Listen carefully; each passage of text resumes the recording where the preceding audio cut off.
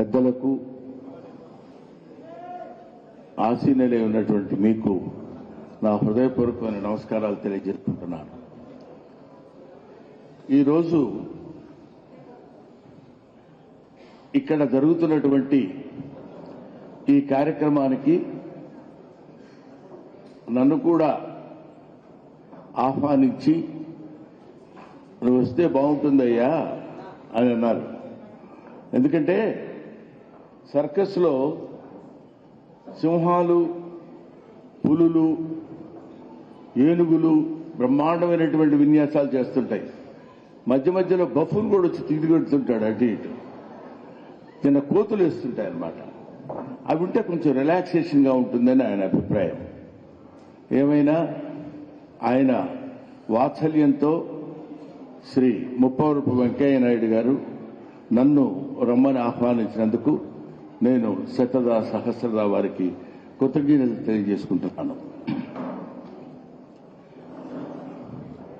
ఇవాళ ఈ సందర్భంగా సంక్రాంతి ప్రాశస్త్యం గురించి అద్భుతమైనటువంటి ప్రసంగాన్ని ఇచ్చినటువంటి శ్రీ గరికపాటి నరసింహారావు గారు ఆయన పార్ట్ ఆయన పూర్తి చేశారు. ఇప్పుడు నేను వెంకయ్య నాయుడు గారి గురించి కానీ, స్వర్ణ భారత్ గురించి కానీ, ఈ ఫౌండేషన్ గురించి కానీ మాట్లాడవలసినటువంటి బాధ్యత ఉంది. దీన్నేమో కామెడీగా మాట్లాడలేం. ఆ సంస్థ అట్లాంటిది, దాని ఉద్దేశం అలాంటిది, అది పెట్టినటువంటి విద్యా విధానం అలాంటిది, దానికి ఉన్నటువంటి గొప్పతనం అలాంటిది. కాబట్టి మీరందరూ మన్నిస్తే నేను వెంకయ్య నాయుడు గారి గురించి, వెంకయ్య నాయుడు గారు స్థాపించినటువంటి స్వర్ణ భారత్ దీని గురించి, దాన్ని భుజానేసుకుని లాకొస్తున్నటువంటి దీపమ్మ గురించి 2 ముక్కలు మాట్లాడి నేను ముగించేస్తాను. నాకు టైం ఎంత కేటాయించారో నాకు చెప్పాలి. 5 నిమిషాలు చూస్తారండి, 5 నిమిషాలు. ఇప్పటికి 1 నిమిషం అయిపోయింది. ఈ లెక్క కూడా కలుస్తుంది లేదుగా.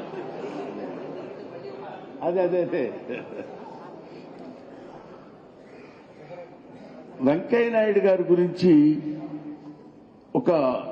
ఇప్పుడు మనం ఏమీ చూసాం, ఎంత గొప్పవాడు మనందరికీ తెలిసినటువంటి విషయం.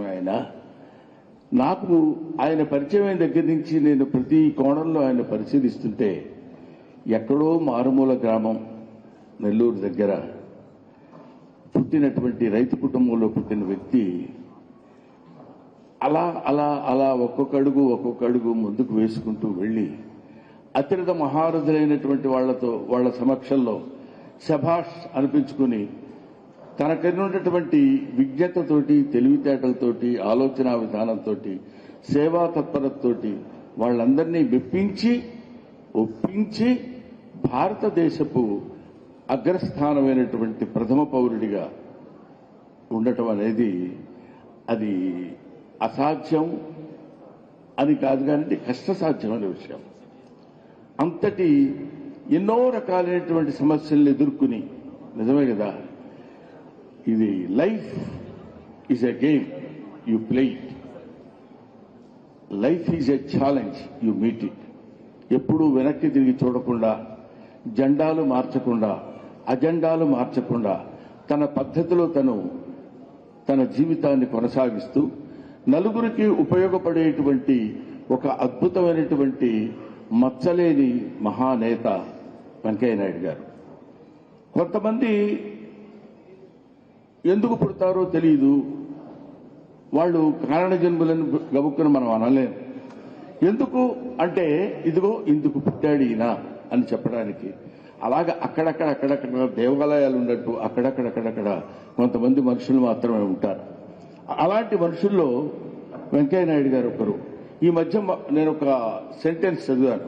ఒక మహానుభావుడు తన మహాయాత్రలో చెప్తూ, ప్రపంచమంతా తిరిగానండి, అక్కడక్కడ దేవుడు కనిపించాడేమో కానీ మనిషి ఎవడు కనపడలేదండి అన్నారు. మనుషులు మృగ్యమైపోతున్న రోజుల్లో మానవత్వ విలువల్ని చాటి చెప్పి, మానవత్వపు గొప్పతనాన్ని చాటి చెప్పినటువంటి మహనీయుడు వెంకయ్య నాయుడు గారు.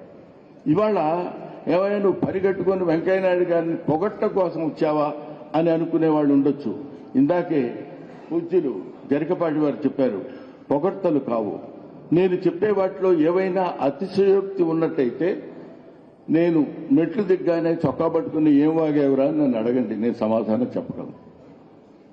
ఇప్పుడు కొడుకు హర్షవర్ధన్ గారు, కూతురు దీపమ్మ, వీళ్ళు వాళ్ళకి ఆ పేర్లు ఎందుకు పెట్టారో ఏమిటో నాకు తెలియదు కానండి, ఈ దీపమ్మ మాత్రం ఈ ఫౌండేషన్ బుధానేసుకుని ఇన్ని సంవత్సరాలుగా నడుపుతూ ఎంతో మందిని ఆవిడ అవార్డ్స్ ద్వారా ఇచ్చి ఎంకరేజ్ చేసి ప్రోత్సహించి ఎన్నో రకాలైనటువంటి కార్యక్రమాలు నిర్వహిస్తున్నటువంటి దీపమ్మ.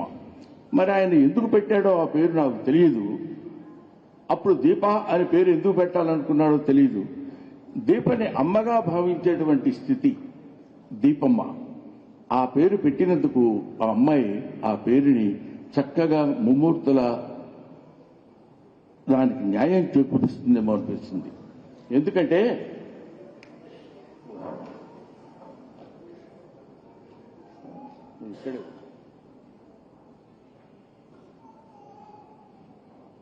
ఎందుకంటే అసలు దీపం గురించి మనం తెలుసుకోవాల్సినటువంటి విషయం చాలా ఉంది. ఎంతో మంది మహానుభావులు, ఎంతో మంది ప్రవచనకారులు, ఎంతో మంది అవధూతలు, ఎంతో మంది దైవత్వం కలిగినటువంటి మనుషులు ఎంతో మంది చెప్పుండొచ్చు. నాకు తెలుగు చదువుకున్న వాడిగా, ప్రవేశం ఉన్నవాడిగా అంతే తప్ప మన గరికపాటి వారంతటి అఖండమైనటువంటి పాండిత్యం ఉన్నటువంటి వాడిని కాదు. దీపం గురించి మాత్రం తెలుసు. ఎందుకు తెలుసు అంటున్నారంటే, లోకంబులు, లోకస్తులు, లోకేశులు తెగిన తుదిన్ అలౌకికంబగు పెనుచీకటికి అవ్వల ఎవ్వండు ఏకాకృతి అయి వెలుగున్, ఎవ్వండు ఏకాకృతి అయి వెలుగున్ అవ్వాని సేవింతునన్నాడు బమ్మెర పోతనామాచ్యుడు. ఆయన చెప్పినటువంటి మాట అది. ఆ వెలుగు ఎక్కడి నుంచి వస్తుందంటే, ఆ దీపపు వెలుగు ఎక్కడి నుంచి వస్తుందంటే, సాక్షాత్తు అది భగవత్ స్వరూపమైనటువంటి పదం. భగవంతుడు వెలుగు రూపంలోనే మనకు కనిపిస్తాడని, అందుకనే సాక్షిభూతము ఆయన సూర్యనారాయణ భగవానుడి గురించి సాక్షి, ఆయన మనకి కనిపించేటువంటి కర్మ సాక్షి ఆయనని మనం చెప్పుకుంటాం. ఆ వెలుగునిచ్చేటువంటి పేరు ఆవిడికి పెట్టినందుకు ఆవిడ ఎంత వెలుగునిస్తున్నారో, ఎన్ని సంవత్సరాల నుంచి ఇస్తున్నారో, ఈ కార్యక్రమం నిర్వహించడం అంటే సామాన్యమైనటువంటి విషయం కాదని మీ అందరికీ తెలుసు, నాకు తెలుసు. అటువంటి ఇలాంటి వెలుగునివ్వగలిగినటువంటి పిల్లలు, ఇలాంటి వాళ్ళు, ఆయన నా లెగసీని కంటిన్యూ చేయాలంటే రాజకీయ నాయకులు అవ్వక్కర్లేదండి.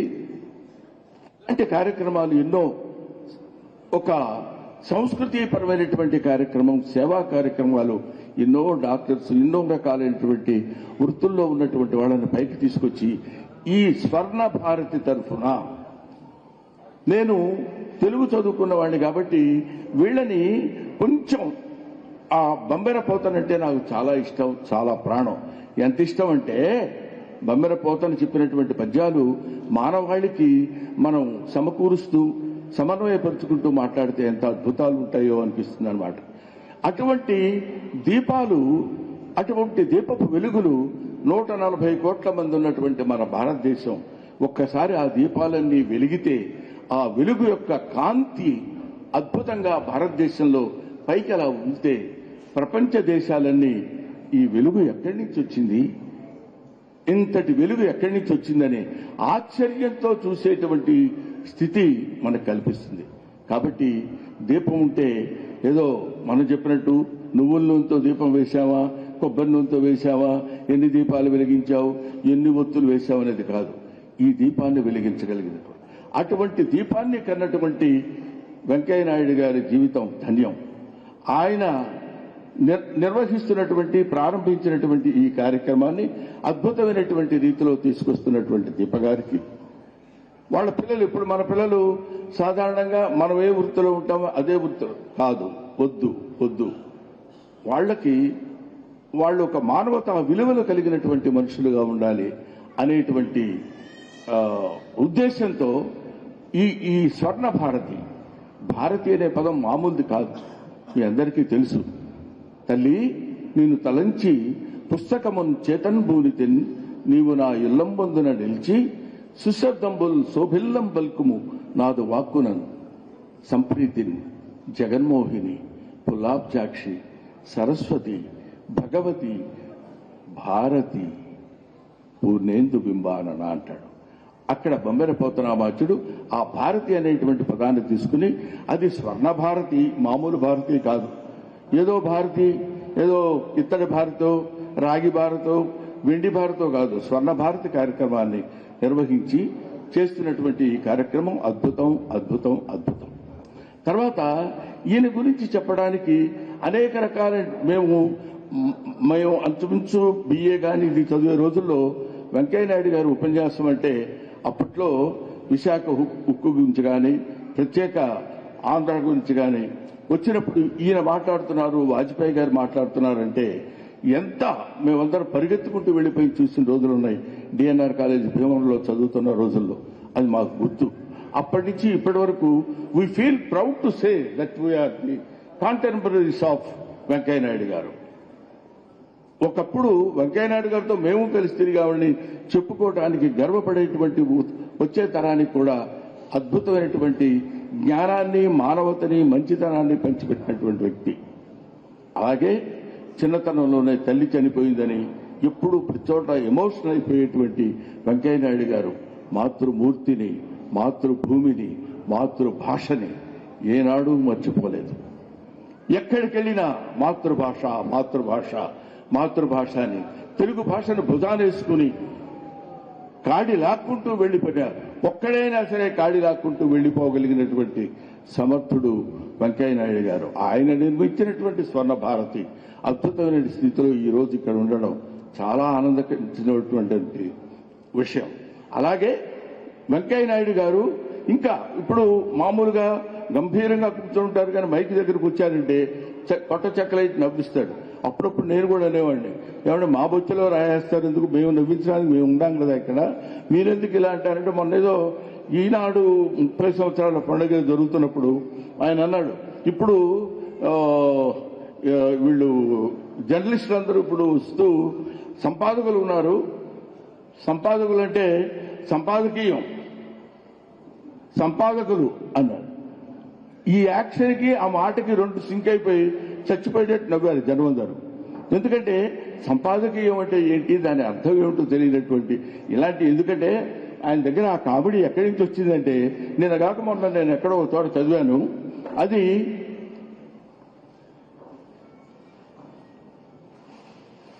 వాజ్పేయి గారి శిష్యుడు కదా, తెన్నేటి విశ్వనాథం గారి శిష్యుడు కదా, అందువల్ల ఆయన చెప్పే విషయాల్లో వాజ్పేయి గారు ఒకసారి ఏదో పార్లమెంట్ లో మాట్లాడుతూ కాంగ్రెస్ లో సగం మంది మూర్ఖులు అన్నాడంట.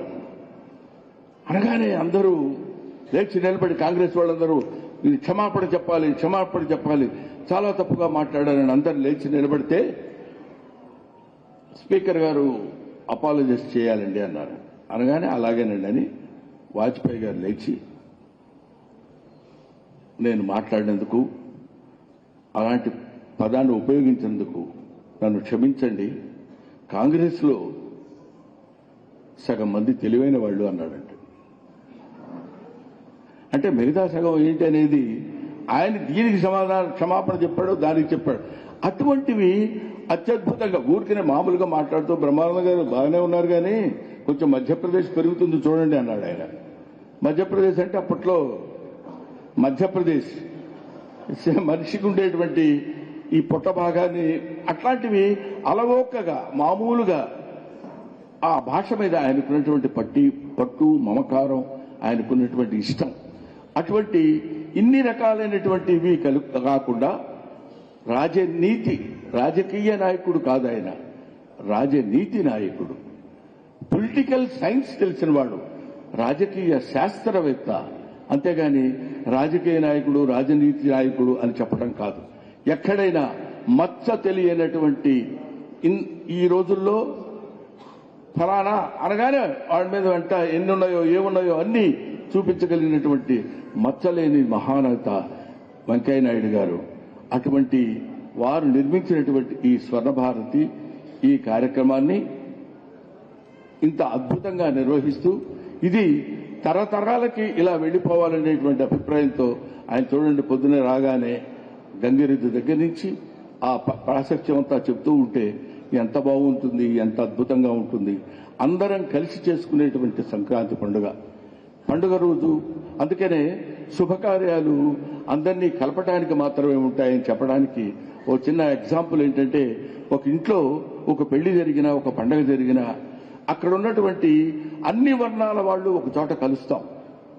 అన్ని వర్ణాల వాళ్ళని ఒక చోట కలిపేటి పండుగ. అటువంటి పండుగ సంక్రాంతి పండుగ. సున్న వేయటానికి ఒక వర్ణస్థుడు వస్తాడు, కాలి గోళ్లు తీయటానికి ఒక వర్ణస్థుడు వస్తాడు, మంగళసూత్రం చేయడానికి ఒక వర్ణస్థుడు వస్తాడు. ఇలాగా వాళ్ళందరూ కలిసి ఒక అద్భుతమైనటువంటి కార్యక్రమాన్ని నిర్వహించేటువంటి పండుగే వివాహం. ఇలాంటి వ్యవస్థల్ని మన పండుగ రోజుల్లో మనం జరుపుకుంటూ హాయిగా పండిన పంటంతా ఇంటికి ధాన్యం రూపంలో ఇంటికి వచ్చేటువంటి అద్భుతమైన పండుగ సంక్రాంతి పండుగ. ఈ సంక్రాంతి పండుగని 11వ తారీఖున ముహూర్తం పెట్టి దీన్ని అద్భుతమైనటువంటి రీతిలో తీసుకెళ్తున్నటువంటి మహనీయులందరికీ నా హృదయపూర్వకమైన నమస్కారాలు తెలియజేసుకుంటూ, ముఖ్యంగా వెంకయ్య నాయుడు గారికి, దీపమ్మ గారికి నా హృదయపూర్వకమైన నమస్కారాలు తెలియజేసుకుంటూ, ఇది ఇంకా ఇంకా ఇంకా తరతరాలుగా ముప్పవరపు వాళ్ళ ఆ పేరుని చిరస్థాయిగా ఉండిపోవాలని, ఆంధ్రుల మనసుల్లో స్థిరంజీవిగా ఉండిపోవాలని మనస్ఫూర్తిగా కోరుకుంటూ సెలవు తీసుకుంటాను. Thank you.